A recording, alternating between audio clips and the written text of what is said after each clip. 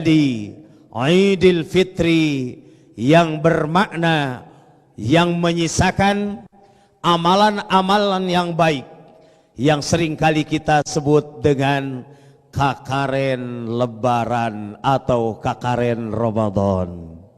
Kenal sareng kakaren? Ari kakaren teh ibu bahasa Sunda. Tina kakarian, ari kakarian teh kakantun, peninggalan, sesa. Laras? Sareur keneh kakaren Lebaran?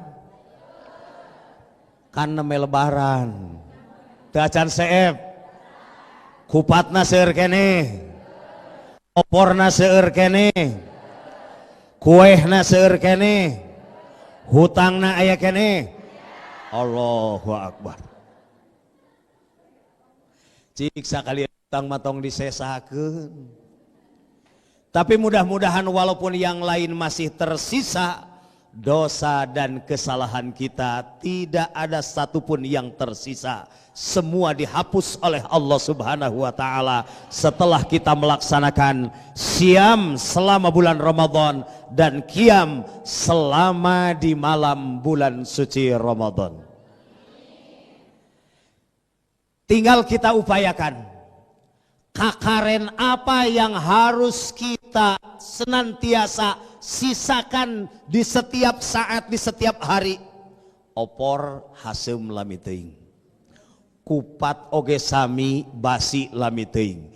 Tetapi ada amalan-amalan yang tetap harus kita sisakan, harus tetap kita laksanakan walaupun selepas bulan suci Ramadan. Siap? Bulan suci Ramadan banyak kaum muslimin yang mengkhatamkan Al-Quran. Ada yang 1 kali khatam, ada yang 2 kali khatam, ada yang 3 kali khatam, nangempesan, ada yang 4 kali khatam.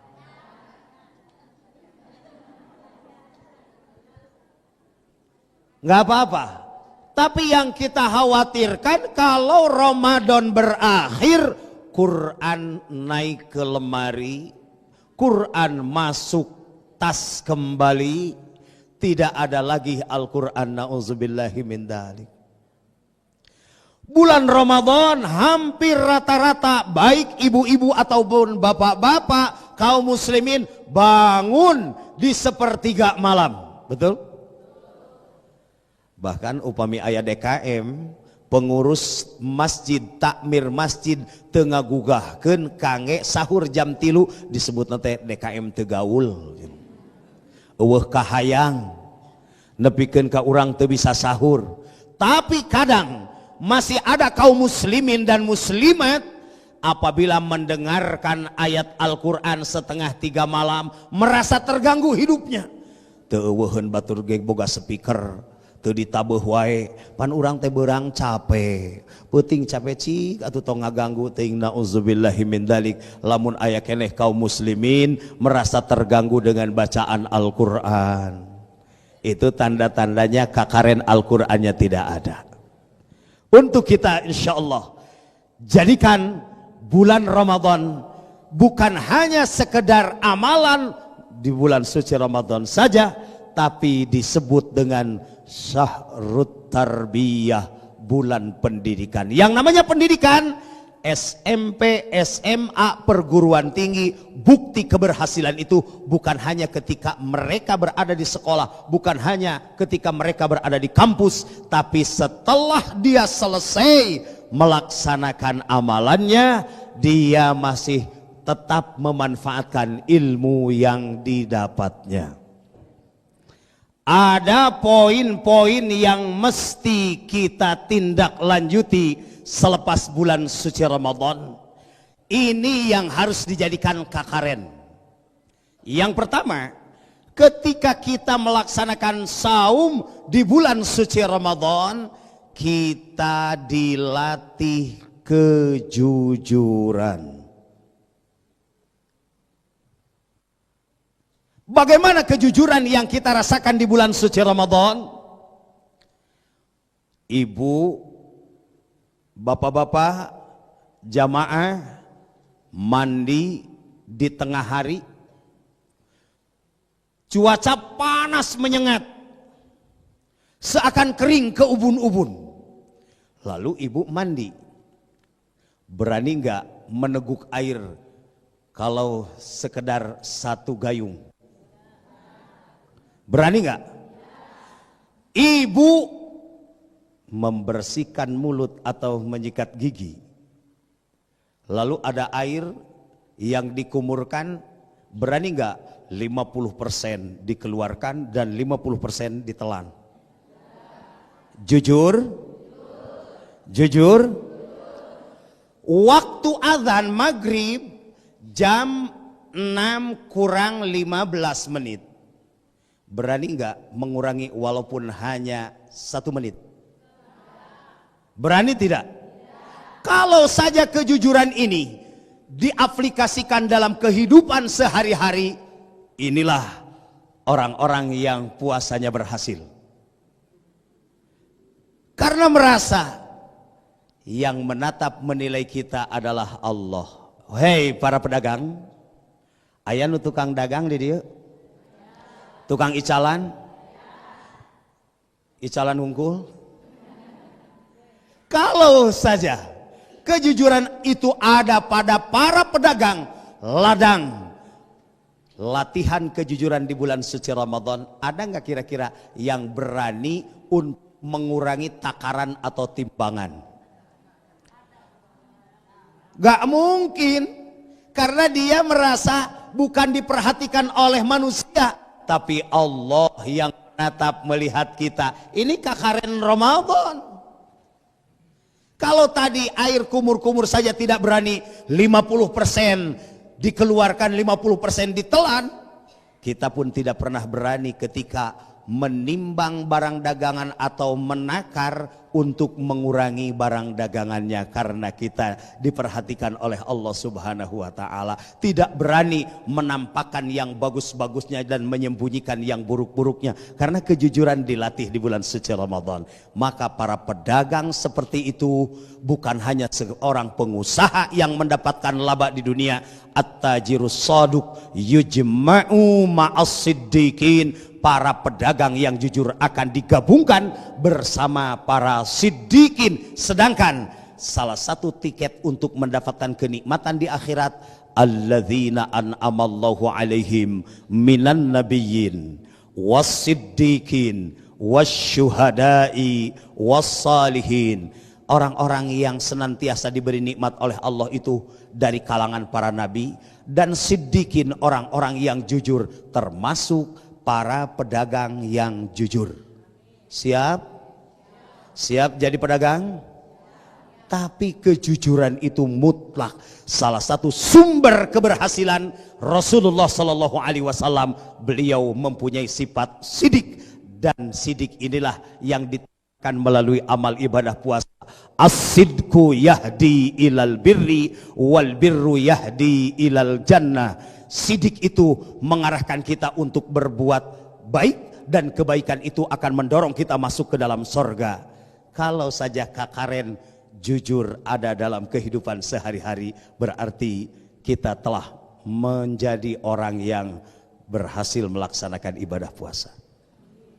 2, kakaren Ramadan yang tetap harus ada, tidak boleh basi, tidak boleh hilang, yaitu ketabahan, kesabaran. Sabar walaupun perut perih, tenggorokan kering seakan tercekik, dikarenakan belum waktunya berbuka puasa. Sabar, sabar ya Bu ya. Tidak berani mengurangi waktu. Kalau kesabaran itu bisa diterapkan dalam kehidupan sehari-hari, tidak ada orang yang memulai proses. Banyak orang yang mengambil jalan pintas itu karena tidak sabar Bu. Banyak orang tua yang punya anak belum nikah. Ada yang punya anak belum nikah? Mudah-mudahan diberi jodoh yang baik. yang membawa kebahagiaan dunia dan akhirat. Ada bapak-bapaknya yang mau nikah? Mudah-mudahan ibu tidak pernah untuk mendoakan buruk kepada siapapun. Apa sebab? Karena ketika kita mendoakan buruk, walaka bimislin, untuk kamu sama dengan apa yang kamu mintakan untuk orang lain. Nauzubillahi min dzalik. Kita berdoa. Tapi ketika orang tua yang tidak sabar ingin segera mempunyai menantu, sampai tanya sana tanya sini, kalau anak saya ada yang guna-gunain kayaknya ya. Apa sebab? Usianya sudah segini ternyata belum nikah juga, padahal orang yang ada di bawahnya udah punya cucu. Ini karena tidak sabar. Ini karena tidak sabar. Godaan akan datang. Seorang pejabat ingin naik jabatannya, kalau tidak sabar, tidak sedikit yang hilang kontrol, banyak yang terjerumus kepada kemusyrikan. Itu salah satunya karena kurang sabar, Bu. Problem hidup itu rata-rata cuma 3. Satu yang berhubungan dengan keinginan, yang kedua yang berhubungan dengan ketakutan, yang ketiga yang berhubungan dengan kebingungan. Ketika seseorang mempunyai keinginan, dan keinginan itu tergantung profesi, beda-beda, Bu. Keinginan pedagang es beda dengan keinginan pedagang bajigur. Betul? Tapi sama-sama mempunyai keinginan. Pedagang es maunya cuacanya, pedagang bajigur maunya. Dikarenakan sama-sama mempunyai keinginan, yang satu tidak sabar ingin segera hujan, dan yang satu tidak sabar ingin segera kemarau. Yang pasti harus ingat, ketika itu tidak sabar, kita akan terjerumus kepada hal yang tidak baik. Melalui ibadah puasa dilatih kesabaran kita. Mudah-mudahan kita ini termasuk as-sabirin, orang-orang yang bersabar. Apa sebab? Karena yang akan dinantikan oleh surganya Allah diantaranya as-sabiri. Yang harus tetap ada di bulan suci Ramadan, kita dilatih dan dididik kedisiplinan. Betul? Kedisiplinan pangkal keberhasilan. Ketika kita sudah keluar dari kedisiplinan, maka akan datang satu petaka yang menimpa kepada diri kita. Salah satu yang diajarkan kedisiplinan di bulan suci Ramadan, walaupun kita sedang enak makan sahur, walaupun kita sedang menikmati hidangan santap sahur, dikarenakan ada yang mengingatkan dengan serinu imsak. Walaupun ada yang mengkritik bahwa kalimat imsak itu kurang tepat, terlepas dari itu, yang pasti kita harus sudah hati-hati. Makanannya disimpan. Begitu tiba waktu sholat subuh atau terbit fajar, semua dihentikan walaupun sedang dalam keadaan enak. Kalau saja kedisiplinan waktu sholat kita seperti itu, begitu azan zuhur berkumandang, semua aktivitas dihentikan. Begitu azan asar berkumandang, semua aktivitas dihentikan, maka kehidupan kita akan berkah, Bu. Salah satu yang diajarkan Rasulullah Sallallahu Alaihi Wasallam, ketika Rasul ditanya, ayyul a'mal afdal ya Rasulullah, amal apakah yang utama untuk kita laksanakan setelah Islam? Rasulullah menjawab, yang pertama birrul walidain, berbuat baik kepada kedua orang tua. Berbuat baik kepada kedua orang tua yang masih ada di dunia, muliakanlah orang tua.